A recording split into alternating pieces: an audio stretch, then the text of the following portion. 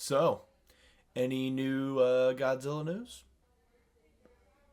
What?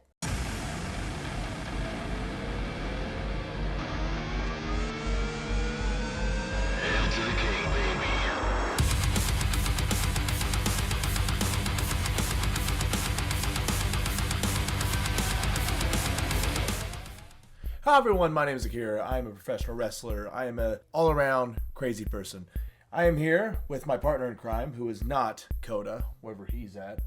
Dio, say hi. Who is basically just my stand-in for Manda. The internet is ablaze with news of the one, the only, that's right. Spacegodzilla is here. Spacegodzilla is apparently rumored to be in Godzilla and Kong SuperNova.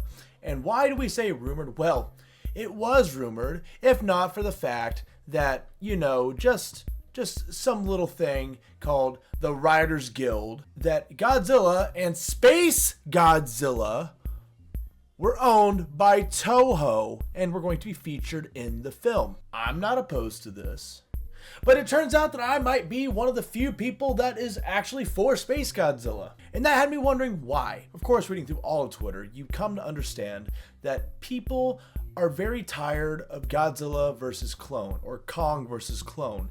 Even though, in reality, that's only been the last two movies. Kong faced the Scar King, who isn't really even a clone. And also, there was the added creature of Shimo. So there was a nice tag team dynamic there.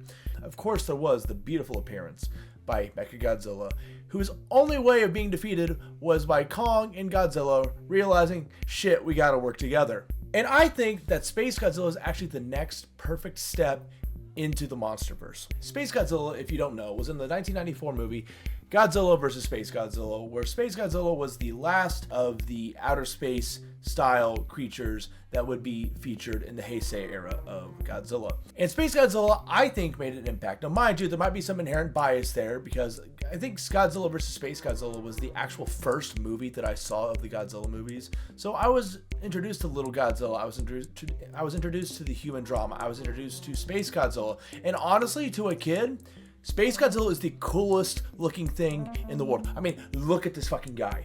Look at this fucking guy. It is Godzilla with a fucking dope ass crown on his head and crystals all over his body. He impales people, he shoots electricity, he has psychokinetic powers, he hates children. What is not to love here?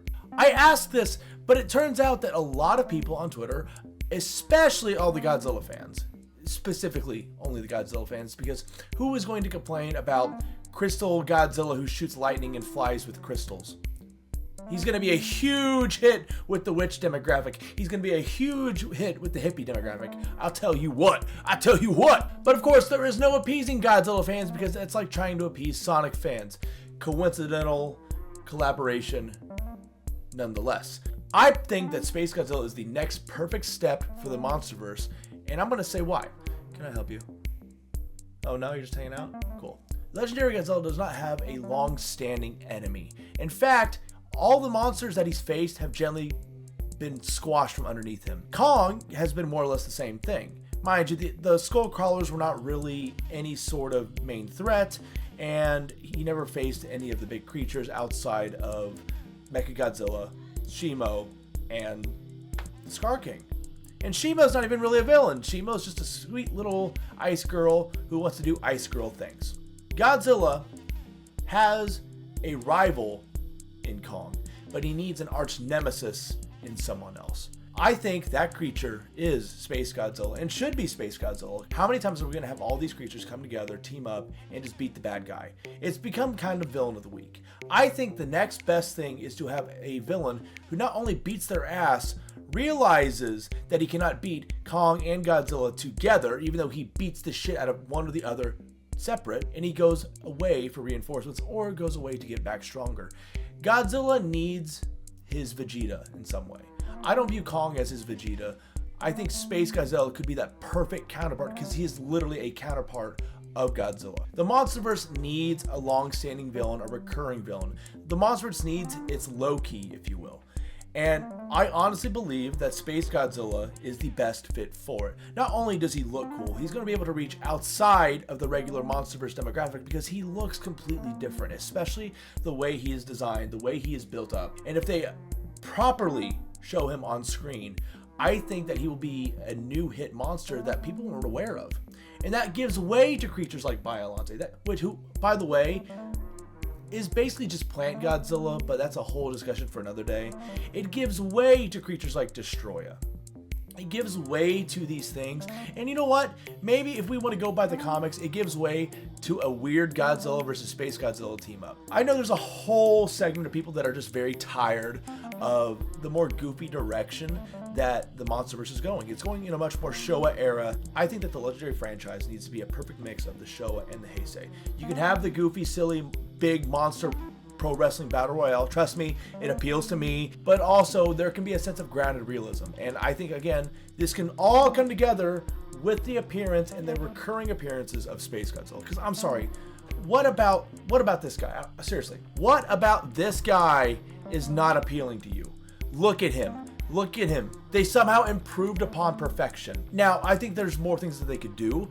As we saw in the original 1994 iteration of Spacegodzilla, Spacegodzilla is smarter. Spacegodzilla is honestly more powerful. Spacegodzilla is a bit more dynamic despite being a bit bulkier and a bit slower. He has more nuance to him. There's nothing more interesting than a villain who is not only smarter, faster, and better than you, but can also kind of say it to your face and to all of your opponents' faces. Spacegodzilla is telepathic. So it would be very interesting if Spacegodzilla was actually able to somehow interact with the human characters as well. That might seem crazy, but guess what? It's a monster movie. You can go crazy and you can get weird with it. What would be more terrifying than Spacegodzilla coming in beating and kicking ass? And as the humans try to help, all of the humans hear in their head, "You're next," or something like that. Obviously, I'm not a screenwriter. I'm not going to pretend to be a screenwriter. But Spacegodzilla has the perfect method of, oh my god, what are you doing? Actually interacting with human characters as much as the monster characters. I really think that there's a lot of mileage and money, that's right, Legendary, money that they can get out of this. I pray, even though they probably are going to make him just a villain of the week, but I hope not, because if you want the Monsterverse to have a bit more length and a bit more tenure and a bit more drive and focus, it needs a recurring villain of sorts. A villain who can escalate things to a higher level. And I think Spacegodzilla is actually that guy. Now, mind you, it might seem crazy. It might seem like I'm kind of talking out of my ass, but it's also a monster movie and it's fictional. And while I did enjoy the more grounded status of, say the 2014 iteration of the Legendary Godzilla, the more it's moved into the more campy Showa era, mixed with a little bit of grounded Heisei, I've been enjoying it a bit more, and I've noticed that a lot more people have been enjoying it. And that's the big thing. Like, I don't need Godzilla to be some kind of art film. I really don't.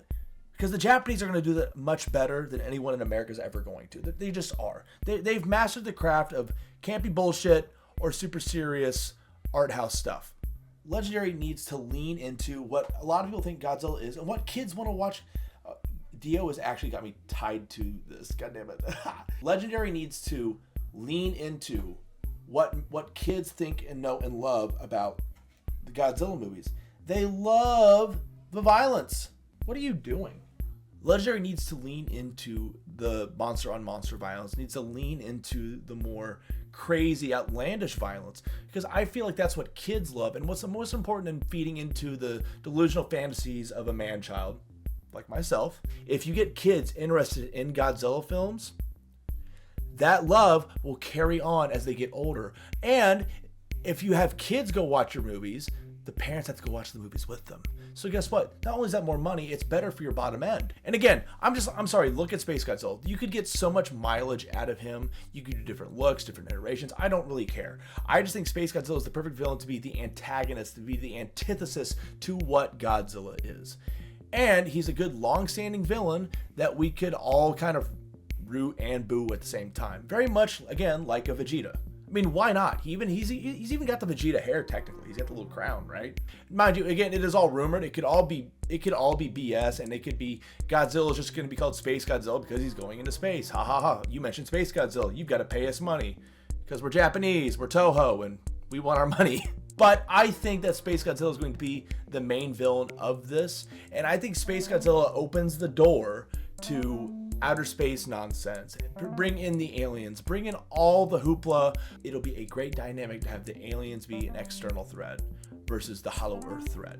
So you have kind of a war on two sides. Or you could have the Xilians kind of come through an entrance inside of the Hollow Earth, because we've established that the Hollow Earth does kind of lead to different places. I'm praying to Legendary, singing the Mothra song to Legendary, to make sure that Spacegodzilla is not a one and done villain, because the Monsterverse needs recurring threats. The Monsterverse needs more recurring characters that we actually care about. I hate to break it to you, Legendary, it's not the humans, it's the monsters. You made me care about King Kong more in one movie by him interacting with a little baby ape than you made me care about all of the human characters over the course of 3 or 4 movies. Lean into what's working. Lean into what is effective. Lean into what we are paying to see, the monsters. And as all rumors seem to dictate, that seems to be what they're doing. Anyways, that's just my take. I'm gonna get Dio out real quick. Hey, buddy, where are you? Uh-oh. Uh-oh. Oh, hey, hey, hey. Run away, snake. Stop fighting me. Come here. I've got him.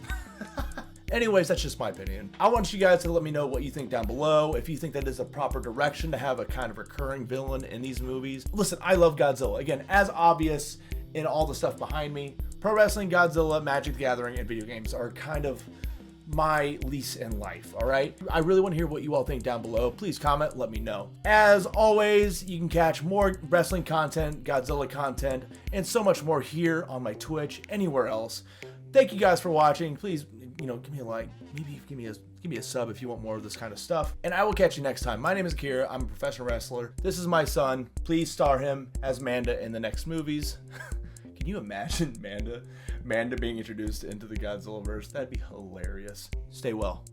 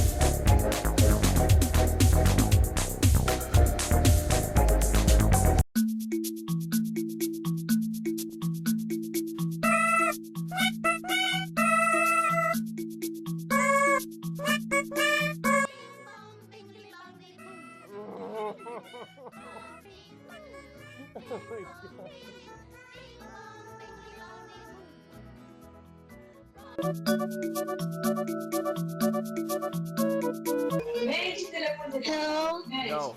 No, shut up. No, shut up. Other friends of family to shut up. Tell your mom to shut up. No. Yeah, tell her to shut up. Shut up, you.